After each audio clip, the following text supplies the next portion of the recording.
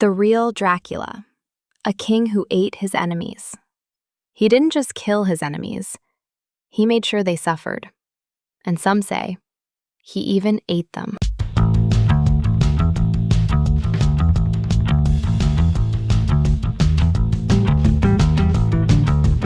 For over a century, one nightmare has dominated global horror.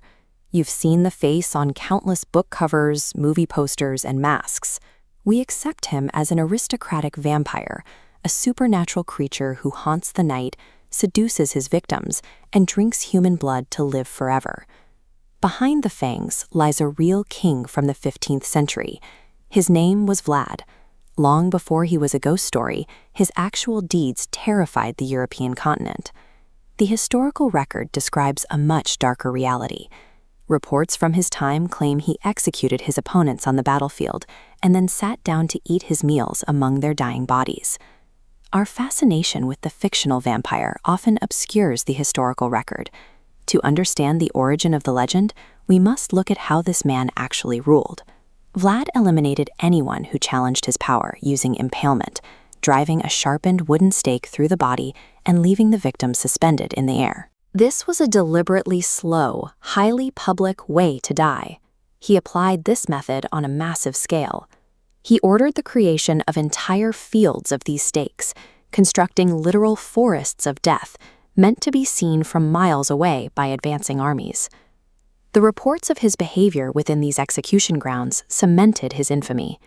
Witnesses spread accounts of the king dining at a table placed directly among the stakes, eating while thousands of victims slowly perished around him. These stories grew increasingly graphic. One recurring claim was that he would take his bread and dip it directly into the pooled blood of the dead as he ate. These displays of violence served a distinct purpose. By staging horrific executions, Vlad signaled to domestic rivals and foreign invaders exactly what awaited them if they crossed his borders. These calculated acts of staged suffering were recorded and circulated across the continent. The legendary monster was born from the physical reality of his theatrical brutality. This map of 15th century Europe explains why he resorted to such extremes. You can see Wallachia, Vlad's kingdom, wedged directly between the expanding Ottoman Empire and the powerful Hungarian kingdom. Lacking the military manpower of these massive neighbors, his kingdom faced a constant threat of invasion. Vlad utilized asymmetric deterrence, using psychological trauma to offset his military disadvantage. He calculated that an invading force might turn back and abandon their campaign if they were sufficiently terrified by his dark reputation. This strategy split his legacy.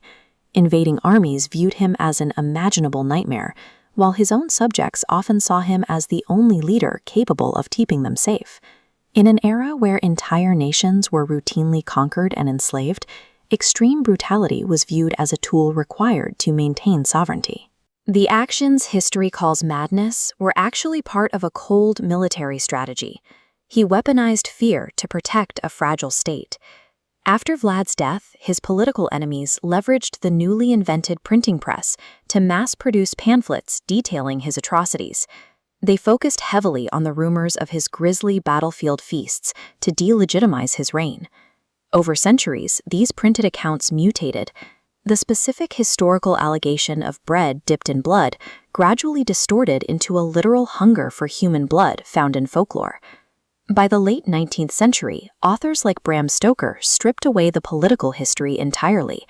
They placed this blood-drinking caricature inside Gothic fiction, burying the real king beneath the legend of Dracula. This transition from propaganda to horror novel stripped the man of his context.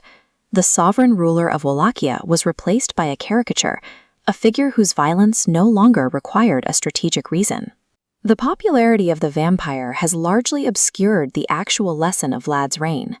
We lose the historical reality of how absolute terror can be used as a targeted tool of statecraft. Vlad's legacy shows that the most effective tools for absolute power are human ones, the calculated use of fear and the systematic destruction of an enemy's resolve.